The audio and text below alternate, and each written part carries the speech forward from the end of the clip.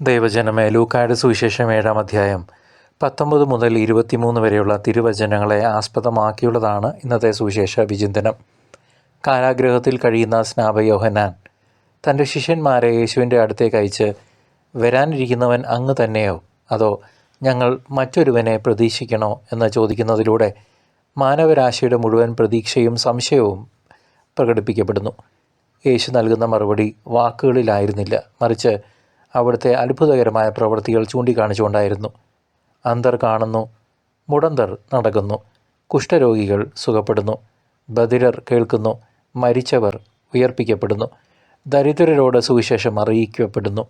ഈ പ്രവൃത്തികൾ ഏശയ്യായുടെ പ്രവചനങ്ങളുടെ നിവൃത്തിയായും യേശു വെറും ഒരു പ്രവാചകനല്ല, മറിച്ച് വാഗ്ദത്തം ചെയ്യപ്പെട്ട മിശിഹ ആണ് എന്നതിൻ്റെ വ്യക്തമായ തെളിവുമാണ്.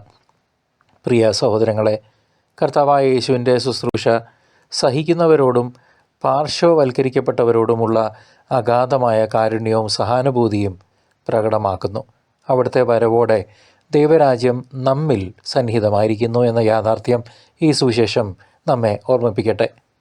നമ്മുടെ കർത്താവായ യേശുക്രിസ്തുവിൻ്റെ രണ്ടാം വരവ് അടുത്തിരിക്കുന്നു എന്ന പ്രത്യാശയിൽ നമുക്ക് ഓരോ നിമിഷവും ജീവിക്കാം. അവിടുന്ന് നമ്മെ വിട്ടുപോയതുപോലെ തന്നെ മഹത്വത്തിൽ മടങ്ങി വരും. അതിനാൽ നമ്മൾ മാനസാന്തരപ്പെടുകയും പാപകരമായ ജീവിത ശൈലികളിൽ നിന്ന് പാടെ അകന്നു നിൽക്കുകയും വേണം.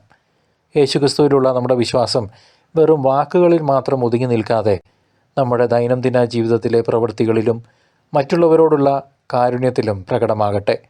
കർത്താവിനായി നമ്മുടെ ഹൃദയങ്ങളിൽ നമുക്ക് വഴിയൊരുക്കാം, കാരണം അവിടുന്ന് വാതിൽക്കൽ എത്തിയിരിക്കുന്നു.